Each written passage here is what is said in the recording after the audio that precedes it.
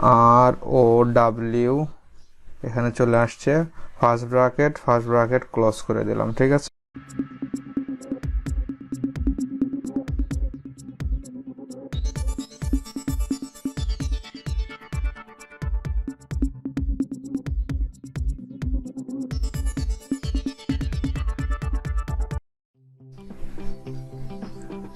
আসসালামু আলাইকুম। টেকটাইমসবিডির পক্ষ থেকে আপনাদের সবাইকে জানাই স্বাগতম। মাইক্রোসফট এক্সেলের ওয়ার্কশিটে যখন আমরা কাজ করি, অনেক সময় মাঝখান থেকে একটি র ডিলিট করে দিতে হয়। তো সেক্ষেত্রে হয় কি, আমাদের এই পাশে যে সিরিয়ালটা থাকে, সিরিয়ালটার ব্রেকডাউন করা যায়। যেমন আমি 7 নম্বর বা 8 নম্বর, 9 নম্বর, 10 নম্বর যে কোনো একটি র ডিলিট, যেমন 10 নম্বরটা আমি ডিলিট করে দেবো। তো 10 নম্বর রটা যদি আমি ডিলিট করে দেই, এক্ষেত্রে 9-এর পরে 11 চলে আসলো।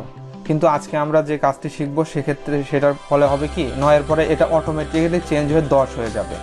তো চলুন তাহলে দেখি কিভাবে সেই কাজটি করবো। তার জন্য যে কাজটি করতে হবে, এইগুলো আমরা প্রথমে এগুলো ডিলিট করে দিলাম।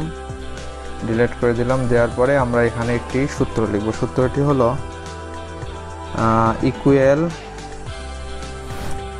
ROW, এখানে চলে আসছে, ফার্স্ট ব্র্যাকেট ক্লোজ করে দিলাম। ঠিক আছে, দেওয়ার পরে এন্টার দিলাম।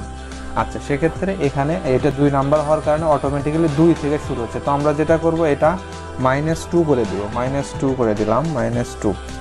ওকে, তাহলে 0 হয়, তাহলে সেক্ষেত্রে আমরা -1 করে দিই, তাহলে 1 থেকে শুরু হবে আর কি, 1 হয়ে গেল। ঠিক আছে, তো এখন যদি আমরা এটাকে টান দেই, এখন দেখি, এখন আমরা এখানে দিয়ে দিলাম আর কি 41টি ডাটা আছে। ঠিক আছে, 41টি রো আর কি। তো এখন আমরা মাঝখান থেকে আমরা 8 নম্বরটা ডিলিট করে দিলাম। ঠিক আছে, 8 নম্বরটা ডিলিট করে দেই, দেখি অটোমেটিক্যালি 9 নম্বরটা 8 হয়ে যায় কিনা। সাপোজ এটা আমরা আগে মার্কিং করে দেই, এটা আপনাদের সুবিধার্থে কালার করে দিলাম, এটা হচ্ছে 9 নাম্বার। ঠিক আছে, আমরা 8 নাম্বারটা ডিলিট করে দিব। দেখেন, কালার করাটা অটোমেটিক্যালি 9 থেকে 8 হয়ে গেছে।